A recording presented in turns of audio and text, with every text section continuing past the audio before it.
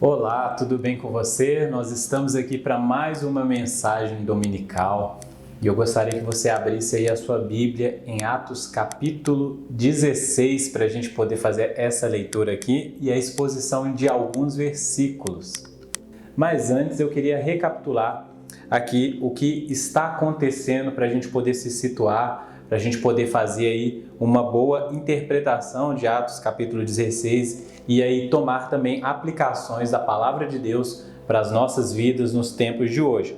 Lembra aí que no Atos capítulo 15 houve um concílio ali em Jerusalém, onde Paulo e Barnabé levaram ali questões concernentes à circuncisão e à observância da lei pelos gentílicos, ou seja, aquelas pessoas de cidades e regiões gentis, romanas ali, que não eram propriamente judeus. O concílio de Jerusalém, então, delibera Paulo e Barnabé, eles voltam então ali a Antioquia, anunciando a decisão do concílio de Jerusalém, e agora eles estão buscando outras cidades, outras regiões ali próximo, para poder falar sobre essas questões, sobre como que somente a graça de Deus é suficiente para a salvação, tanto do judeu quanto do gentio. Ainda em Atos capítulo 15, a gente pode ler ali os versículos de 36 a 41, que diz assim: Alguns dias depois, disse Paulo a Barnabé, voltemos agora para visitar os irmãos por todas as cidades nas quais anunciamos a palavra do Senhor, para ver como passam. E Barnabé queria levar também a João, chamado Marcos, mas Paulo não achava justo levarem aquele que se afastara desde a Panfilha, não os acompanhando no trabalho. Houve entre eles tal desavença que vieram a separar-se. Então Barnabé, levando consigo a Marcos, navegou para Chipre, mas Paulo, tendo escolhido a Silas, partiu encomendado pelos irmãos a graça do Senhor, e passou pela Síria e Cilícia, confirmando as igrejas. Ou seja, o que acontece aqui é que nesse momento da história, Paulo e Barnabé, então, eles seguem caminhos diferentes.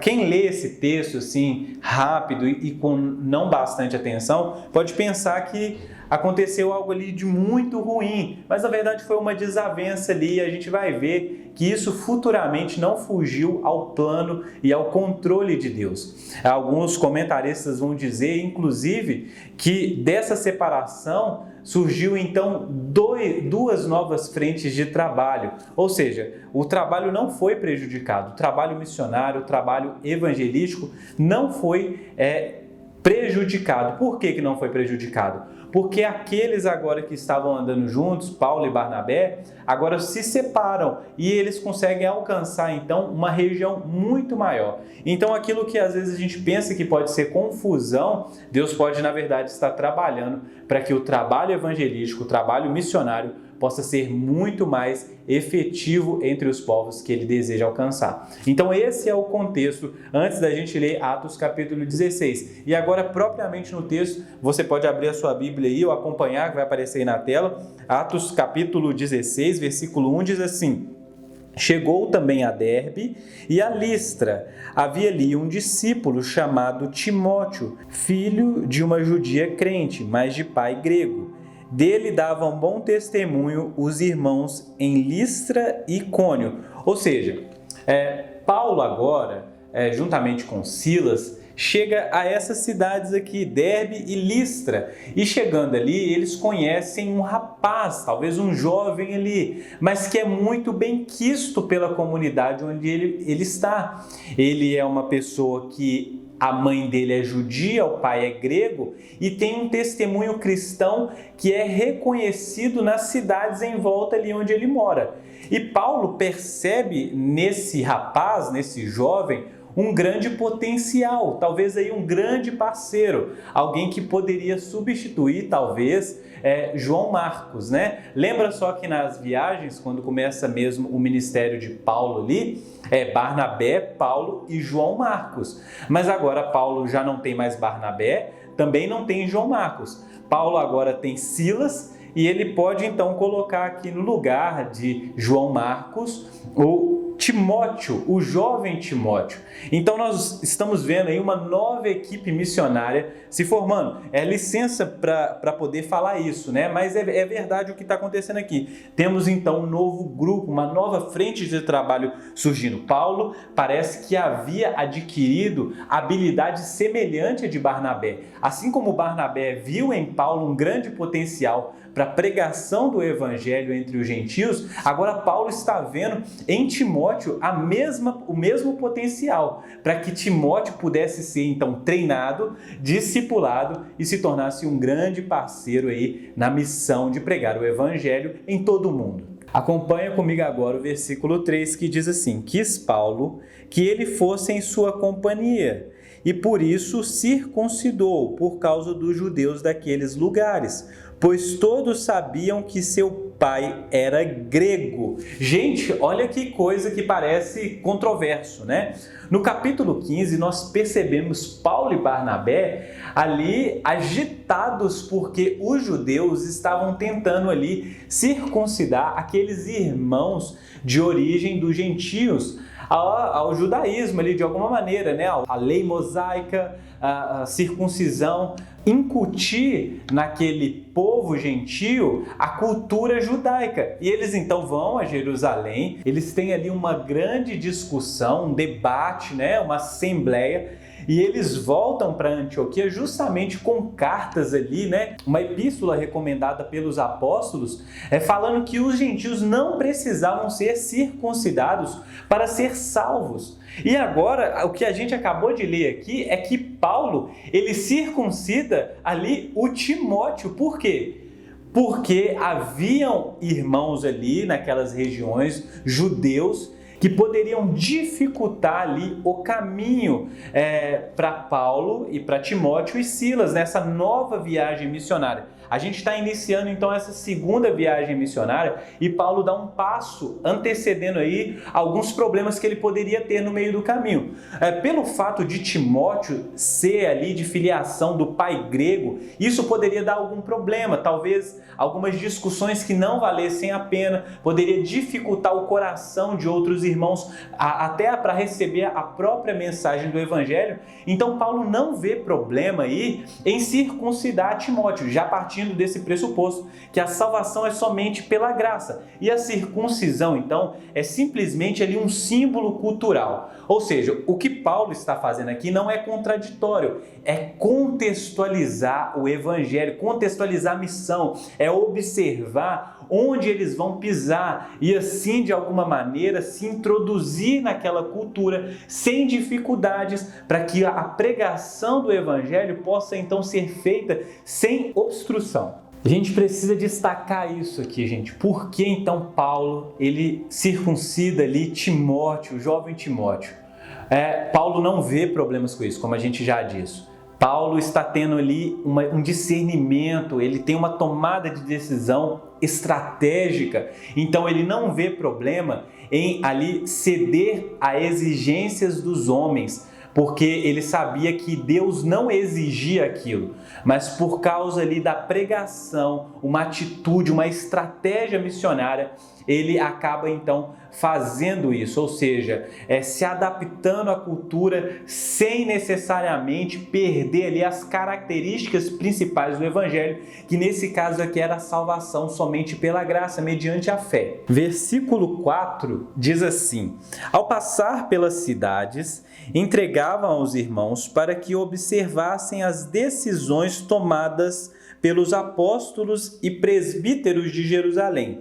Assim, as igrejas eram fortalecidas na fé e dia a dia aumentavam em número. Olha só, gente, às vezes a gente acha que uma reunião na igreja, uma decisão, uma direção ali teológica tem pouca influência na comunidade, na cidade e nas igrejas a qual nós estamos conectados. Mas nesse caso aqui, a decisão do Concílio de Jerusalém de que não era necessário que um gentio fosse circuncidado, foi essas decisões e aquelas recomendações, né, que eles também haviam feito, né, deles não comer carne consagrada a ídolos, sangue de animais, aquelas coisas todas lá, né, imoralidade sexual, eles foram passando nas igrejas e dizendo o que havia acontecido ali no Concílio de Jerusalém. O fato é que essa decisão do Concílio de Jerusalém, sendo comunicada ali pela boca de Paulo e ali Silas e Timóteo, isso se tornou algo de motivo de alegria. Isso se tornou motivo de alegria entre os gentios, entre as igrejas que estavam ali na região. E o interessante é que elas estavam sendo fortalecidas na fé e dia a dia aumentavam o número, ou seja, irmãos foram acrescentados ali.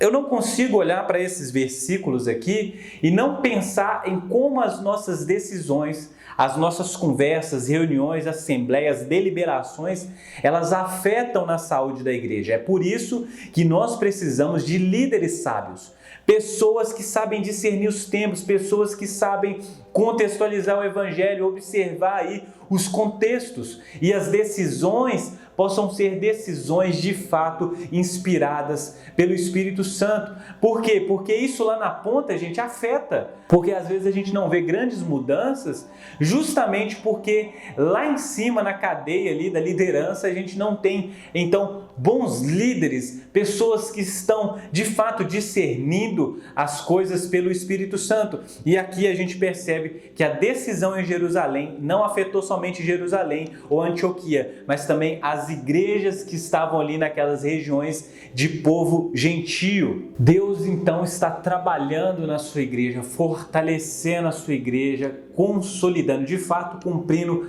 aquela promessa que ele fez, que ele edificaria a igreja dele e as portas do inferno não prevaleceriam contra ela. Se você seguir a leitura aqui comigo, você vê que Paulo está desejoso por pregar o evangelho em todas as regiões, alcançar povos que ainda não foram alcançados, plantar novas igrejas, estabelecer ali presbíteros. E olha só o que a gente vai ler aqui no versículo 6. E percorrendo a região Frígio-Galata, tendo sido impedidos pelo Espírito Santo de pregar a palavra na Ásia, defrontando Mísia, tentavam ir para Bitínia, mas o Espírito de Jesus não o permitiu. Gente, o que é isso aqui que a gente está lendo? A gente está tendo aqui Paulo tentando pregar o evangelho em uma região da Ásia, tentando ali pregar em certos lugares, mas o que nós acabamos de ler aqui é que o Espírito Santo não permitiu que ele pregasse o evangelho naquela região. São coisas como essa, são versículos como esse, que deixam a gente às vezes em parafuso, porque parece que em nossos tempos, onde a gente decreta e Deus age de acordo com o nosso decreto, esses versículos não se encaixam, onde Deus tem vontade própria, onde o Espírito Santo é quem diz onde nós devemos pregar e onde nós não devemos pregar. Quer dizer então que Deus deseja que a gente vá em alguns lugares e deseja que a gente não vá em outros? Exatamente. É isso que está acontecendo aqui. Então Deus está impedindo que o evangelho chegue aqui em uma região, que Paulo avance ali em uma região. E a gente não sabe muito bem o porquê disso, mas a gente sabe que essa é a vontade de Deus. Algumas vezes nós, como igreja, fazemos planos, traçamos rotas, e quando nós começamos então a caminhar em direção a esses planos, começamos então a pisar nessas rotas aí, o que acontece é que parece que o Espírito Santo então se opõe aos nossos planos. Isso não tem a ver aí que se a gente está pecando ou que tem alguma coisa errada. Não, a gente fica tentando achar ali o porquê das coisas às vezes não dá certo. Mas a questão é, talvez seja que o próprio Deus não deseja aquilo para nós. Talvez nós estamos tentando trilhar um caminho a qual não é esse que o Espírito Santo quer. Então, às vezes, acontece isso que aconteceu com Paulo. Nós começamos a ir para um lugar, o Espírito Santo nos impede de ir àquele lugar. Nós tentamos driblar aí o Espírito Santo indo por outro e ele vai lá e fecha o outro caminho. E a gente fala, o que a gente vai fazer? Porque a gente está andando em círculos, a gente está andando dando voltas. E como vai ser agora? Mas a gente precisa entender o seguinte, não é simplesmente que as coisas estão dando errado, mas que o Espírito Santo está agindo.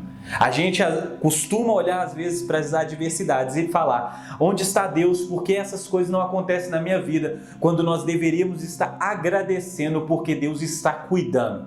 Cada passo que nós não damos é passos que Deus não quer que nós demos.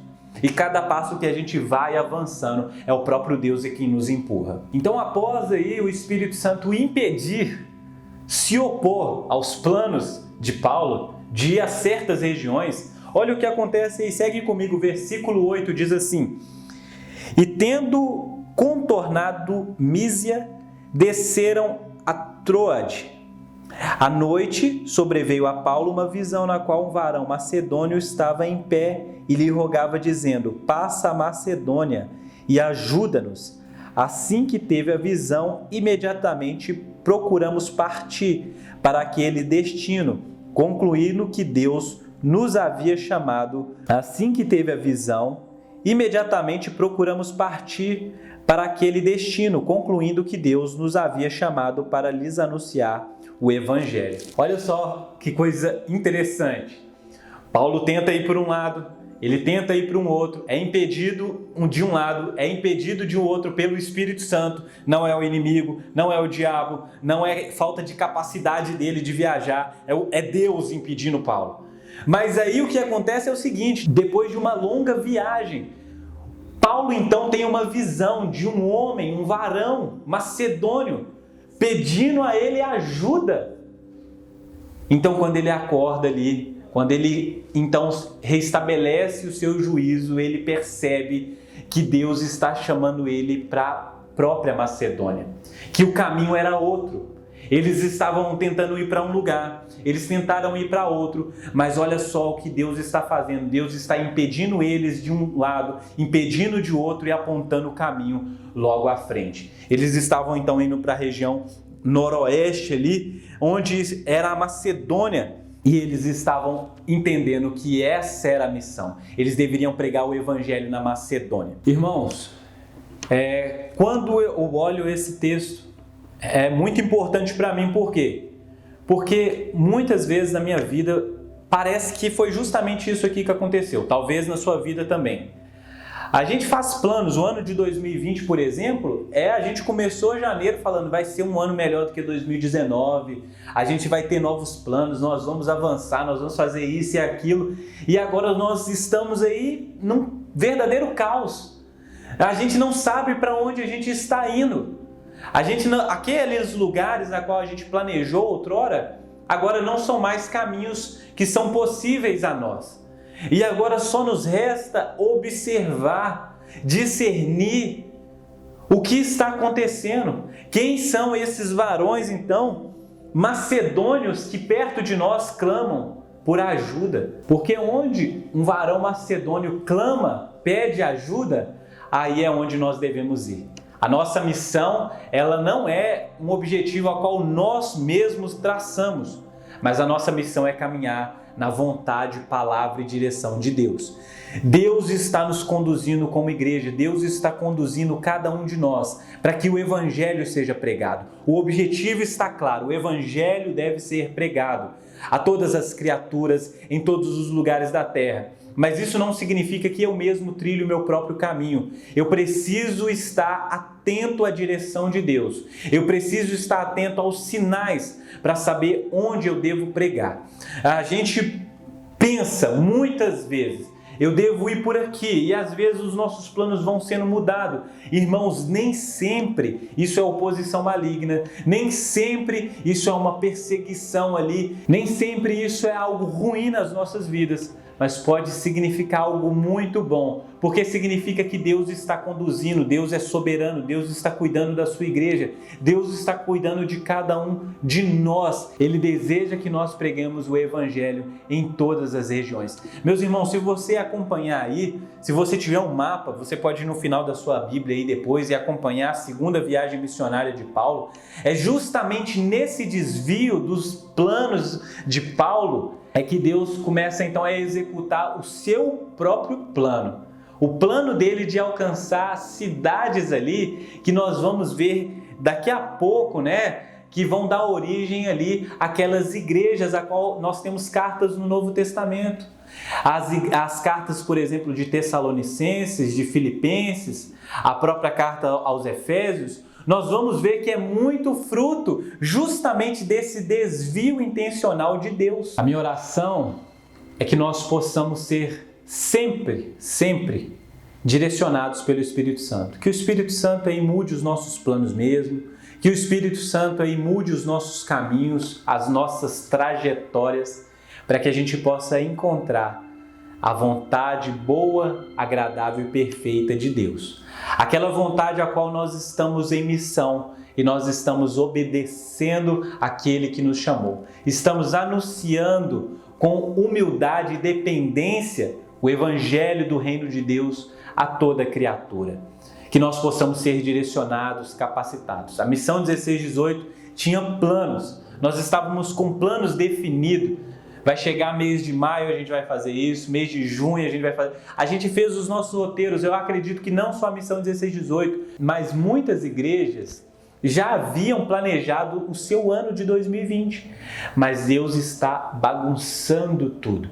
E talvez isso não seja de todo ruim para nós, mas seja aí o início de uma nova jornada, de ser mais dependente, de confiar mais em Deus, na soberania e no cuidado de Deus, e crer que Ele está fazendo o seu Evangelho ser expandido por todo o mundo e que a igreja está participando desse processo. Deus está preparando os líderes, está capacitando novas pessoas para que esse mundo possa então receber essa mensagem do Evangelho, uma mensagem de esperança em um tempo de escuridão, um tempo de desesperança. Que nós possamos então anunciar verdades inabaláveis, anunciar o Evangelho do Reino de Deus. Se os governos desse mundo estão sendo diluídos, estão sendo desmoronados, que nós possamos então anunciar aquele Reino de Deus que é como uma rocha que não se abala, a qual nós podemos construir as nossas vidas, edificar as nossas vidas sobre essa rocha. Enquanto as pessoas estão aí fora, vivendo com medo, vendo notícias de ódio, notícias de corrupções, nós possamos então falar sobre generosidade, sobre amor, sobre solidariedade, que em tempos de distanciamento social nós possamos então falar sobre companhias espirituais, verdadeiras amizades, pessoas que você pode contar em tempos de aflição, em tempos de sofrimento, que as pessoas possam saber que na igreja do Senhor Jesus elas encontram muito mais ali do que um culto bonitinho, do que um pastor pregando o evangelho ali no domingo à noite, mas que elas encontram pessoas que foram salvas pelo evangelho do reino de Deus, pessoas que foram justificadas pela graça e que essas pessoas estão aprendendo a viver sobre uma nova perspectiva, sobre uma nova cosmovisão, de que a esperança dessas pessoas está na segunda vinda de Jesus Cristo, onde não haverá nem choro, nem lágrima, nem dor, nem lamento, só haverá alegria e regozijo na presença do nosso Deus. Paulo, Silas, Barnabé,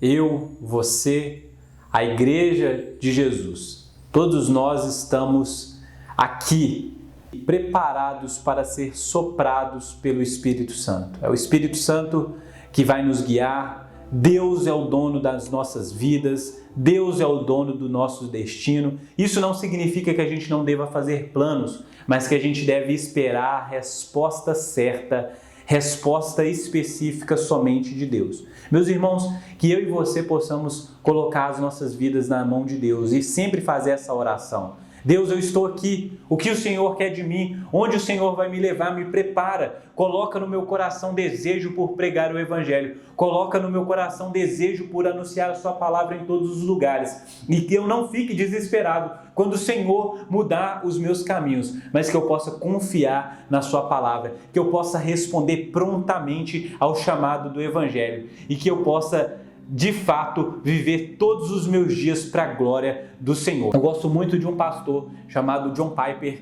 e ele fala algo muito interessante para que nós não desperdiçamos a nossa vida. E o que significa não desperdiçar a nossa vida? Significa que nós não estamos sendo distraídos, mas que nós estamos o quê? Focados na glória de Deus. Nós estamos focados em se agradar nos planos de Deus. Nós estamos focados em viver felizes aqui, não porque essas coisas aqui da terra podem nos trazer felicidade, mas porque aqui nessa terra, aqui nessa vida é possível viver plenamente a vontade de Deus. E quando nós vivemos a vontade de Deus, aí nós encontramos felicidade, nós encontramos então aí satisfação para as nossas almas, para as nossas vidas. Nenhum emprego, nenhuma realização pessoal pode trazer para o nosso coração aquilo que somente Deus pode trazer através de um senso de propósito, através de um senso de existência que nós só encontramos no seu Filho Jesus, o nosso Senhor e Salvador.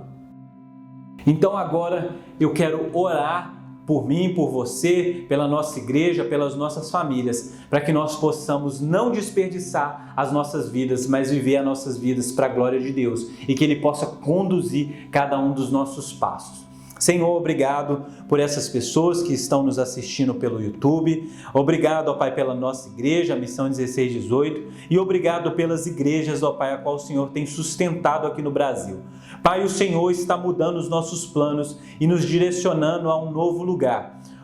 Mais que a gente não saiba onde é esse lugar, em que circunstâncias nós vamos nos encontrar daqui a alguns meses, nós devemos, ó Pai, nós queremos confiar no Senhor, na sua palavra e na sua soberana vontade. Tranquiliza o nosso coração, capacita-nos a pregar o seu evangelho, ó Pai, e que acima de tudo o seu nome seja glorificado através dos nossos atos e palavras, através, ó Pai, de cada movimento da igreja. Nós sabemos que estamos vivendo em tempos difíceis, ó Pai, mas em tempos de escuridão, o Senhor nos chama a brilhar a sua luz, a luz do evangelho, e a igreja é a portadora desse evangelho, o evangelho do reino de Deus. Pai, nós te agradecemos porque até aqui o Senhor tem nos sustentado, nos ajudado e pedimos a sua graça nas nossas vidas todos os dias. Amém.